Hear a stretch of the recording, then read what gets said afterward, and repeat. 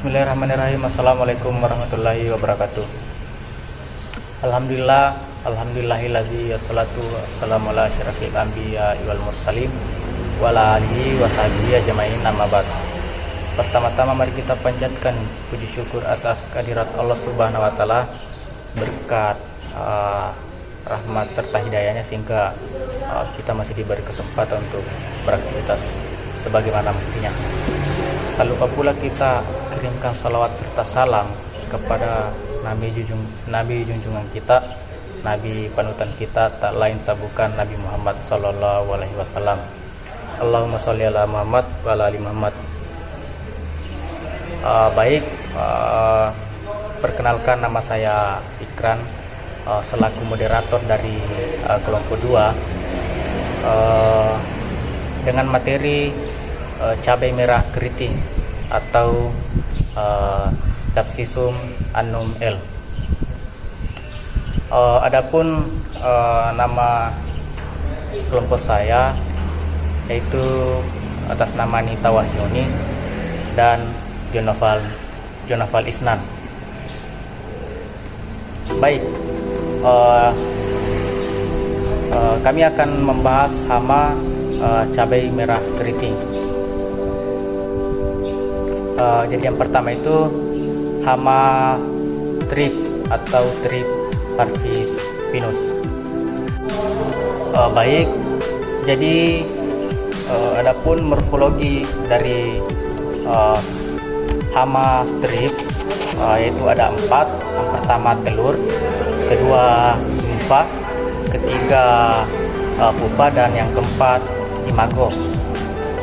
Telur pada hama ini berbentuk oval, ukurannya sangat kecil sehingga tidak bisa dilihat langsung, berwarna putih pucat dan semakin keruh ketika menetas. Yang kedua nimfa mengalami 2 kali pergantian kulit. Instar 1 berwarna putih transparan berbentuk kumparan memiliki ukuran 0,4 mm. Kemudian instar kedua berwarna kuning tua keruh yang semakin lama warnanya semakin kecoklatan, panjangnya 0,9 mm. Kemudian yang ketiga pupa memiliki kerangka sayap lebih panjang hingga abdomen. Kerangka sayap dan tungkai berwarna lebih gelap, antena terkekuk ke belakang sepanjang kepala. Kemudian yang keempat ada imago, memiliki sayap dengan ukuran relatif panjang dan sempit, berwarna kuning pucat sampai kehitaman, berukuran 1-2 mm. Baik, selanjutnya biologi hama thrips, yaitu pada telur itu membutuhkan 3-5 hari untuk menjadi larva. Kemudian pada larva itu membutuhkan 5 hari untuk sampai ke fase pupa. Pada fase pupa ini memerlukan 7 hari untuk sampai ke fase imago. Jadi pada fase imago itu memerlukan 2-3 minggu mulai dari fase telur hingga sampai ke fase imago. Baik, kemudian ekologi stadia telur, lamanya 3-5 hari. Lokasi telur diletakkan dalam jumlah banyak dengan rata-rata 80 butir tiap induk. Diletakkan ke dalam jaringan epidermis dengan epiposistornya yang tajam. Kemudian stadia larva, lamanya 5 hari.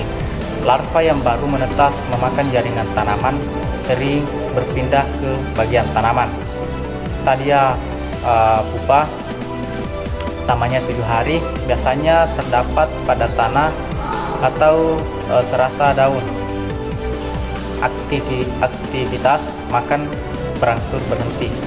Kemudian stadia imago, lamanya 2-3 minggu. Imago betina bertelur sampai 80 butir yang diletakkan ke dalam jaringan epidermis daun dengan bantuan epiposistornya yang tajam. Kemudian gejala serangan. Hama thrips menyerang tanaman dengan menghisap cairan permukaan bawah daun. Serangan ditandai dengan adanya bercak keperak-perakan, daun yang terseram berubah menjadi warna coklat, tembaga, mengeriting atau keriput. Pada serangan berat menyebabkan daun tunas atau pucuk menggulung ke dalam, tumbuhan tanaman kerdil dan terhambat. Kemudian pengendalian. Dalam pengendalian ada beberapa cara. Yang pertama itu pengendalian kultur teknis dengan melakukan sanitasi lingkungan. Kemudian ada pengendalian mekanis dengan cara memotong daun yang terserang hama atau mencabut tanaman jika belum terjadi serangan yang banyak. Tetapi jika sudah terjadi serangan pada seluruh tanaman, apalagi adanya serangan virus yang akut, mau tidak mau harus dilakukan pencabutan dan pembakaran untuk mencegah serangan hama pada periode tanam mendatang. Kemudian ada pengendalian fisik dengan menggunakan tanaman perangka seperti kenikir kuning. Kemudian ada pengendalian hayati dengan memanfaatkan beberapa musuh alami yang potensial, yakni predator kumbang, Cucurinidae, tungau, predator larva, Cypsophidae, dan lain sebagainya. Kemudian terakhir ada pengendalian kimiawi, digunakan apabila serangan hama thrips telah melebihi ambang batas wajar dan bisa menggunakan insektisida. Baik, untuk melanjutkan materi selanjutnya saya alihkan kepada teman kelompok saya, yaitu Nita Wahyuni. Assalamualaikum warahmatullahi wabarakatuh. Sebelumnya, perkenalkan, nama saya Nita Wahyuni dengan NIM 2113030. Di sini saya akan memaparkan materi mengenai hama ulat gerayak atau Spodoptera litura. Di sini ada morfologi ulat gerayak, di mana hama ulat gerayak itu termasuk metamorfosis sempurna dan memiliki 4 fase. Ada fase telur, ada fase larva, pupa, dan fase imago. Nah, fase telur ini serangga dewasa meletakkan telur dalam bentuk kluster di bawah daun dan ditutupi bulu-bulu halus. Kemudian telur yang hampir menetas itu warnanya akan berubah menjadi coklat dan membesar seperti telur ikan. Selanjutnya ada fase larva, di mana larva itu mempunyai warna yang bervariasi, mempunyai kalung atau bulan sabit warna hitam pada segmen abdomen yang keempat dan ke-10. Pada sisi lateral dan dorsal terdapat garis kuning. Pada fase larva itu memiliki 5 instar. Instar pertama itu ditandai dengan tubuh yang berwarna kuning dengan bulu halus, kepala berwarna hitam, dan lebarnya itu 1,2 sampai 1,5 mm. Instar kedua itu ditandai dengan tubuh berwarna hijau dengan panjang 2,5 sampai 3 mm. Tidak nampak lagi bulu-bulu halus. Pada ruas abdomen terdapat garis hitam, serta bagian dorsal terdapat garis putih memanjang dari toraks hingga ujung abdomen. Instar ketiga itu ditandai dengan memiliki panjang tubuh 6,2 sampai 8 mm dengan lebar 0,5 sampai 0,6 mm. Bagian kiri dan kanan abdomen itu terdapat garis zigzag berwarna putih dan bulatan hitam sepanjang tubuh. Instar keempat itu ditandai dengan warna yang bervariasi, yaitu hitam, hijau keputihan, hijau kekuningan, atau hijau keunguan. Panjang tubuhnya itu 12,5 sampai 14 mm. Instar kelima. Nah, instar kelima ini ditandai dengan warnanya berubah menjadi coklat muda dan mempunyai panjang sekitar 2,5 sampai 3,0 cm. Bergerak dan menjatuhkan diri ke tanah. Setelah berada di dalam tanah, larva tersebut memasuki pupa dan memasuki pupa. Selanjutnya ada fase pupa, di mana ditandai dengan warna coklat muda, memiliki panjang 9 sampai 12 mm dan bertipe optek. Warna pupa akan berubah menjadi kehitaman ketika akan memasuki fase imago. Selanjutnya ada fase imago, Imago ini memiliki panjang tubuh antara 10 sampai 14 mm dengan jarak rentang sayapnya berkisar antara 25 sampai 30 mm. Sayap bagian depan ini berwarna putih keabu-abuan. Pada bagian tengah sayap terdapat 3 pasang bintik-bintik berwarna perak. Pada bagian sayap belakang berwarna putih dan bagian tepi sayap berwarna coklat kehitaman. Selanjutnya biologi hama ulat gerayak. Nah, di sini ada 4 fase: fase telur, larva, pupa, dan imago. Pada fase telur itu membutuhkan 2 hari baru bisa menetas menjadi larva. Kemudian larva itu terdiri dari 5 instar. Pada instar pertama itu membutuhkan waktu sekitar 5-6 hari. Instar kedua itu membutuhkan waktu 3-5 hari. Dan instar ketiga itu 3-6 hari. Instar keempat membutuhkan waktu sekitar 2-4 hari. Dan instar kelima itu membutuhkan waktu sekitar 3-5 hari. Selanjutnya fase pupa. Fase pupa ini memiliki waktu sekitar kurang lebih 8-12 hari untuk bisa berubah menjadi imago. Kemudian imago ini memiliki waktu sekitar 9-10 hari. Selanjutnya ekologi. Stadia telur lamanya 2-5 hari.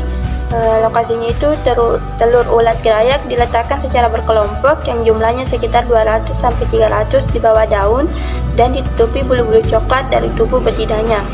Kemudian stadia larva lamanya instar 1 5-6 hari, instar 2 3-5 hari, instar 3 3-6 hari, instar 4 2-4 hari, dan instar kelima 3-5 hari. Larva yang baru menetas akan tinggal sementara di tempat telur diletakkan beberapa hari. Itu larva akan mulai berpencar dan menyebar. Kemudian selanjutnya stadia pupa. Lamanya itu 8-12 hari. Pupa berada dalam tanah dengan kedalaman 0-3 cm dan sering dijumpai pada pangkal batang, terlindung di bawah daun kering atau bawah partikel tanah. Kemudian stadia imago. Lamanya itu 9-10 hari. Imago betina meletakkan telur pada malam hari. Selanjutnya gejala serangan hama ulat gerayak. Teman-teman bisa lihat di gambar ini adalah gejala-gejala yang ditimbulkan oleh hama ulat gerayak ini, di mana ulat jenis ini dapat merusak bagian daun dengan memakan daun sampai bolong-bolong. Pada tingkat yang parah, ulat gerayak ini memakan habis seluruh daun dan hanya menyisakan tulang-tulang daun sehingga daun tidak bisa melakukan proses fotosintesis. Selanjutnya, pengendalian hama ulat gerayak. Yang pertama, pengendalian secara kultur teknis dilakukan dengan cara pengolahan tanah secara sempurna. Yang kedua, pengendalian secara mekanis dengan mengumpulkan dan memusnahkan hama ulat gerayak yang tertangkap.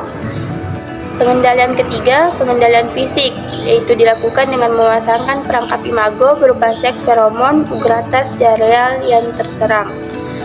Ugratas berbentuk seperti sonar plastik kecil berwarna merah, ujungnya dipotong, kemudian digantungkan di dalam botol bekas air mineral yang telah diberi lubang. Lubang itu dibuat menggunakan pisau hingga membentuk huruf X. Keempat sisi lubang ini dilipat ke dalam agar imago yang masuk ke dalamnya itu akan sulit keluar. Ugratas yang telah dipotong akan memancarkan aroma birahi dari imago betina sehingga imago jantan akan berusaha mendatanginya, sehingga populasi imago jantan akan menurun dan imago betina tidak terkawini. Selanjutnya, pengendalian hayati, yaitu dengan memanfaatkan beberapa musuh alami, yakni parasitoid telur Trichogramma, parasitoid larva Diadema, dan lain sebagainya. Yang kelima, pengendalian secara kimiawi, yaitu dengan melakukan penyemprotan insektisida pada fase instar awal. Nah, itulah tadi pemaparan materi tentang hama ulat gerayak. Selanjutnya saya alihkan ke pemateri selanjutnya. Perkenalkan, nama saya Jenova Lisnan akan melanjutkan materi dari materi sebelumnya, yaitu lalat buah atau Bactrochera dorsalis. Itu yang pertama, morfologi. Telur yang baru keluar berwarna putih. Pada ujung anteriornya terdapat 2 tangkai seperti tanduk.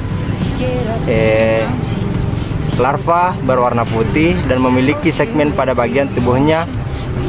Larva berbentuk bulat panjang dengan salah satu ujung runcing. Terdapat 3 instar. Pupa ditandai dengan adanya perubahan warna tubuhnya yang sedikit kecoklatan, dan segmen tubuhnya terlihat jelas berbentuk oval dan panjangnya 5 mm. Panjang tubuh imago sekitar 3,5 sampai 5 mm, berwarna hitam kekuningan. Kepala dan kaki berwarna coklat. Yang kedua, biologi. Telur. Telur membutuhkan 2 hari untuk menjadi larva. Larva dibagi menjadi 3, yaitu larva 1 dibagi kurang lebih 1 hari, larva 2 kurang lebih 3 hari, larva 3 kurang lebih 4 hari, dan larva yang ketiga, ekologi lalat buah. Stadia telur lamanya 2 hari. Telur diletakkan secara berkoloni dalam buah. Larva 1, larva 2, larva 3 hidup dan berkembang di dalam daging buah sembari memakannya. Larva keluar dari daging buah dan menjatuhkan dirinya ke tanah lalu masuk dalam tanah. Dan pupa lamanya 13 sampai 16 hari. Pupa berada dalam tanah dengan kedalaman sekitar 2 sampai 3 cm di bawah permukaan tanah.